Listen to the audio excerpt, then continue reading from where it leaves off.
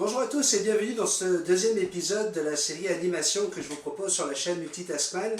Alors aujourd'hui, comme prévu, le sujet est l'animation radio. Pourquoi j'ai décidé de le mettre en deuxième position? Parce que tout simplement pour moi il était important de vous laisser penser que la radio est vraiment une base à avoir pour un jour devenir un grand animateur. Effectivement, la radio c'est ce qui va vous permettre d'avoir une culture musicale, d'apprendre tout simplement à parler avec un auditoire, mais également à vous écouter parler. Parce qu'effectivement, lorsqu'on est en radio, on a toujours un casque sur l'oreille, et cela nous permet d'écouter notre voix et d'aller chercher le timbre de voix qui va être le plus radiophonique. Avant de continuer, j'avais envie de vous raconter un petit peu comment ça s'est passé la première fois où je me suis retrouvé dans un studio de radio.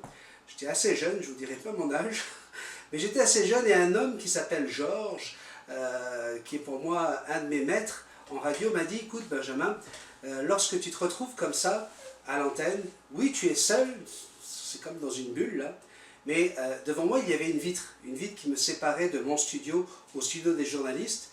Il m'a dit « Imagine que sur cette vitre, tu as des milliers et des milliers de petites lumières rouges, des petites lumières rouges qui s'allument et qui s'éteignent.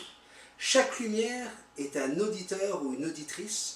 À toi de faire en sorte qu'il y ait le maximum de lumière rouge allumée et surtout qu'elle ne s'éteigne jamais. » Et je peux vous dire que j'ai travaillé plus de 20 ans en radio et à chaque minute où j'étais en train de parler dans ce micro de radio, eh bien j'avais toujours ces lumières rouges qui étaient là devant moi pour m'aider à faire en sorte de garder au maximum mon auditoire. Alors comment on travaille en radio? J'ai eu le plaisir moi de travailler sur tout le cadran. Effectivement, j'ai été pendant des années DJ en club où je mixais en direct sur des radios de 22h à 3h du matin. Donc là, c'est une animation de nuit, on s'entend que je n'étais pas concentré sur la radio, j'étais concentré sur mon travail, puis la radio rediffusait mon travail d'animateur DJ en club. J'ai fait également ce qu'on appelle le morning, le 6-9, c'était sur Fun Radio à Tahiti. 6-9, c'était une émission où j'étais un chroniqueur et que je faisais également des canulars téléphoniques le matin à la radio. Donc ça, c'est encore une autre tranche horaire. J'ai eu le plaisir de faire des jeux en après-midi, sur le chemin du retour du travail. Les gens pouvaient jouer, les enfants souvent écoutent la radio à cette heure-là, les plus jeunes, les adolescents. Et là, on faisait des jeux, des places de cinéma à gagner, pendant que les jeunes faisaient leurs devoirs en fin d'après-midi. J'ai eu également une émission formidable sur une radio qui s'appelle Radio 1, en Polynésie française, la première FM de Tahiti. Et sur cette radio, j'ai fait une émission qui s'appelait Au bonheur des dames, une émission dédiée aux dames au départ, mais je savais très très bien que ça allait attirer les hommes, et c'est ce qui avait fonctionné d'ailleurs. Donc en ayant fait tous ces créneaux-là, je vais pouvoir vous dire comment réagir selon le cadre et le style d'émission que vous allez faire. C'est certain que je ne pourrai pas le faire dans une seule capsule. Donc ce que j'ai prévu, c'est qu'une fois qu'on aura fini les 10 épisodes de cette série animation, si vous avez des questions particulières pour un type d'émission, pour un type d'animation en radio, n'hésitez pas à me poser des questions, puis ça fera l'objet d'autres vidéos en dehors de la série. Donc la radio, c'est quoi? C'est être seul dans cette fameuse bulle, c'est la solitude face à la multitude. C'est une façon pour vous de vous entraîner à parler devant des milliers de gens sans qu'ils vous voient.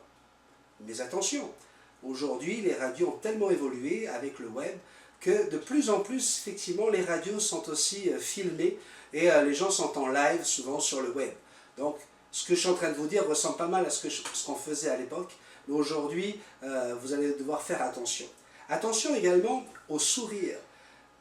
On est d'accord que dans tous les créneaux que je vous ai cités tout à l'heure, il y a un créneau que je n'ai jamais fait, tout simplement parce que je n'ai pas le métier de journalisme, je n'ai pas fait des études de journalisme, je n'ai jamais présenté un journal, d'accord, un journal à la radio pour annoncer les nouvelles. Mais ça pour moi c'est un autre métier, c'est vraiment le journaliste. Alors, À part le moment où vous allez devoir annoncer quelque chose de triste, normalement, lorsque vous parlez à la radio, pour avoir une voix plus claire, plus intelligible, n'hésitez pas à sourire, parce que le sourire s'entend, et le sourire va attirer vos auditeurs et auditrices. C'est toujours plus agréable d'avoir quelqu'un qui vous sourit. Parce que vous voyez, si par exemple j'arrête de sourire, mais ça va s'entendre également.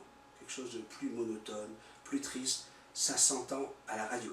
Donc, la radio, c'est un moyen de s'entraîner à apprendre à parler.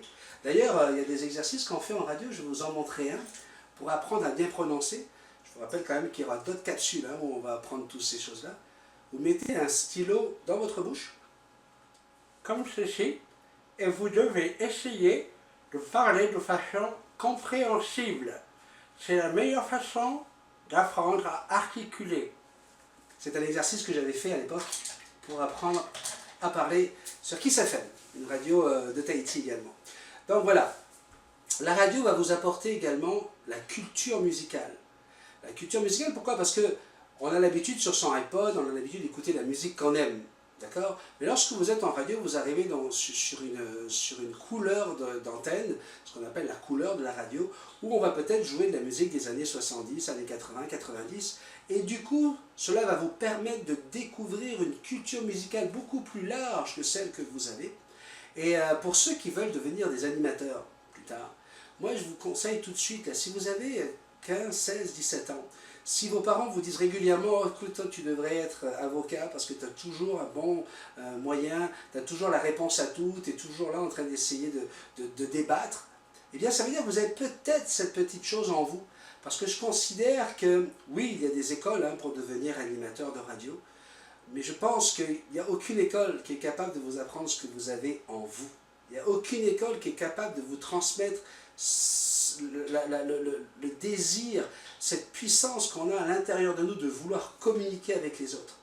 Il faudra faire bien attention de pouvoir travailler le plus rapidement possible dans des radios communautaires. Si vous avez l'occasion par exemple de regarder au niveau municipal, si vous avez des radios où vous pouvez faire du bénévolat, travailler le week-end, ça peut être le dimanche après-midi. Moi, mes premières émissions, c'était le dimanche de 14h à 22h.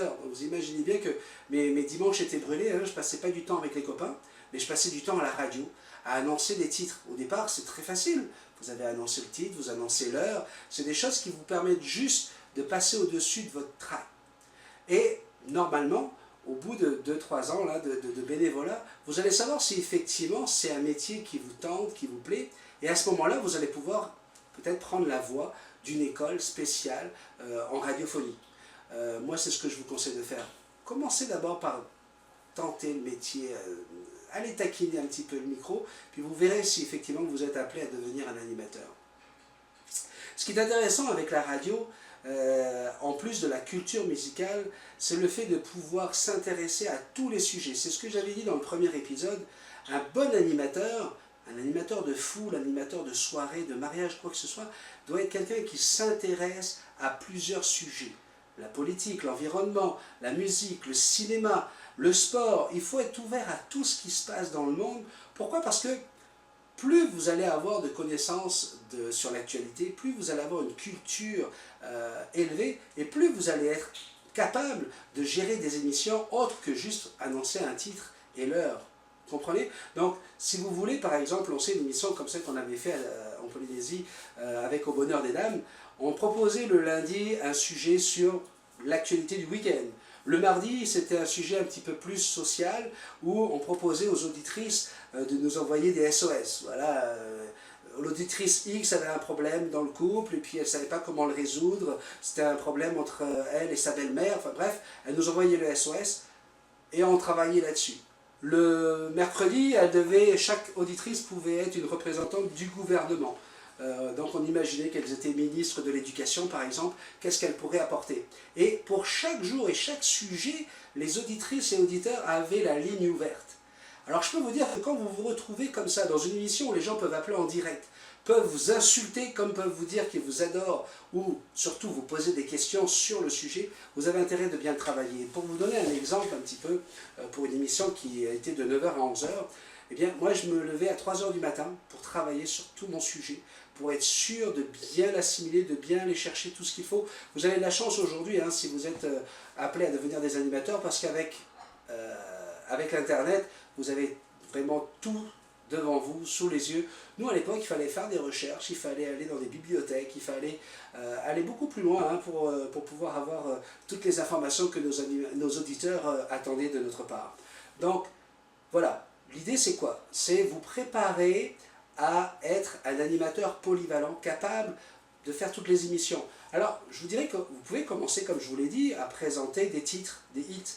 Mais si vous annoncez, par exemple, le dernier Rihanna, mais que vous êtes capable de rajouter, on vient d'apprendre d'ailleurs que Rihanna vient de se séparer de son petit copain qui est sorti avec une autre fille dans un bar la semaine dernière, eh ben, vous allez mettre cette petite touche en plus qui va montrer que vous êtes intéressé par votre travail et vous allez aller chercher vos auditeurs et vos auditrices. Mais attention, quelque chose de très important lorsqu'on est animateur de radio, c'est l'objectivité.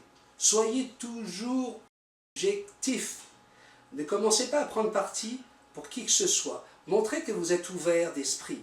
Par exemple, si vous commencez à parler du couple Brad Pitt et Angelina Jolie, ne montrez pas que vous êtes tout à fait heureux que ce soit Brad Pitt qui a la garde des enfants, parce qu'Angelina Jolie a montré que ce n'est pas une maman capable de... Bref, vous voyez, je m'arrête là, parce que ce n'est pas du tout objectif ce que je dis, mais c'est un exemple pour vous dire que là, vous êtes en train de vous mettre à dos toute la partie de la population et des auditeurs qui sont pour Angelina Jolie.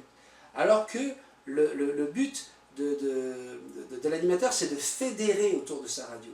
Vous êtes là pour garder les lumières rouges allumées, hein. Vous vous rappelez ces fameuses lumières rouges? Donc, si vous commencez à éteindre toutes les lumières rouges d'Angelina Jolie, là, ça risque peut-être d'enlever la moitié des lumières rouges. Donc, lorsque vous allez parler à la radio, faites attention de toujours présenter le sujet le plus proche possible de la réalité. N'en faites pas trop, mais montrez que vous avez vraiment étudié, que vous avez été profondément dans le sujet en question. La radio, c'est aussi un moyen pour vous de vous créer un fan club. Alors, surtout si vous êtes dans une petite région, comme moi j'étais en Polynésie, si vous êtes dans une petite ville, eh bien c'est une très très bonne façon pour vous de créer votre fan club, d'avoir des gens qui vont vous être de plus en plus fidèles. Et puis aujourd'hui avec les réseaux sociaux, Facebook, Twitter et Instagram, etc., vous pourrez bien sûr consolider ce noyau de fidèles auditeurs qui vont devenir plus tard vos futurs clients. C'est des gens, imaginez quelqu'un qui vous adore en tant qu'animateur, et bien si demain il décide de se marier, c'est certain qu'ils vont essayer de vous prendre, vous, pour animer leur mariage. Donc, dès très jeune, dès que vous avez 16-17 ans, vous pouvez commencer à construire votre carrière, et après, vous allez prendre des voix selon ce que vous avez envie de faire. Moi, j'ai commencé comme animateur de radio, à aucun moment j'aurais cru que j'allais être DJ un jour. Bon, j'ai eu la chance de pratiquer la batterie, donc faisant de la batterie, j'avais le tempo, j'avais le beat, j'avais ce qu'il faut pour mixer, et puis je me suis retrouvé un soir à remplacer un DJ pour une soirée, et puis c'est comme ça que je me suis rendu compte que c'était très amusant de parler dans un micro et d'avoir des gens qui crient devant moi. Donc vous voyez, les voix des fois sont déjà tracées mais on ne les connaît pas. Et pour pouvoir y arriver, donnez-vous un maximum le champ ouvert à toute possibilité. L'animation radio, pour finir, je vous le dis, c'est quelque chose qui m'a apporté énormément tout au long de ma vie, je m'en sers tous les jours. Puis vous voyez qu'encore une fois, aujourd'hui, j'ai aucun papier, mais mon sujet, je l'avais préparé, parce que je pense que la spontanéité est quelque chose de primordial, quel que soit le style d'animation que vous allez faire. Alors si vous êtes intéressé à continuer avec moi cette aventure sur l'animation, la série spéciale que je propose sur ma chaîne Multitasman, restez avec nous, vous pouvez vous abonner en cliquant juste ici, ou regardez là le teaser de la prochaine émission. On parlera de la présentation d'un karaoké, très spécial présenter un karaoké, parce que vous verrez dans ce 3e épisode que les gens qui viennent dans un karaoké ne sont pas toujours du même avis sur l'idée de faire un karaoké pour s'amuser. Certains prennent ça très très au sérieux. Alors je vous retrouve très prochainement pour l'épisode numéro 3, le karaoké. Ça sera pour la fin du mois de février. À bientôt.